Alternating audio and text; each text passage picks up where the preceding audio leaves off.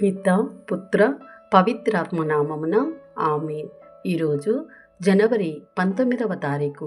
Mark సువార్త 2వ అధ్యాయము 18వ వచనం నుండి 22వ వచనం వరకు. యోహాను శిష్యులను పరిసయ్యులను ఉపవాసము చేయుచుండెడివారు. కొందరు ఆయన యొద్దకు వచ్చి, యోహాను శిష్యులను పరిసయ్యులను ఉపవాసము చేయుచుండా నీ శిష్యులు ఏల ఉపవాసము ఉండరు అని ప్రశ్నించిరి. అందుకు యేసు, పెండ్లి కుమారుడు ఉన్నంత వరకు విందుకు వచ్చిన వారు ఉపవాసము ఉందురా? పెండ్లి కుమారుడు తమతో ఉన్నంత వరకు వారు ఉపవాసము ఉండరు. పెండ్లి కుమారుడు ఎడబాయు కాలము వచ్చును, అప్పుడు వారు ఉపవాసము ఉందురు. పాత గుడ్డకు మాసిక వేయుటకు కొత్త గుడ్డను ఎవరు ఉపయోగింతురు?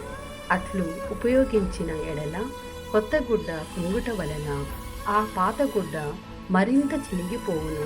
కొత్త ద్రాక్షారసమును పాత తిత్తులలో ఎవరు పోయిదురు?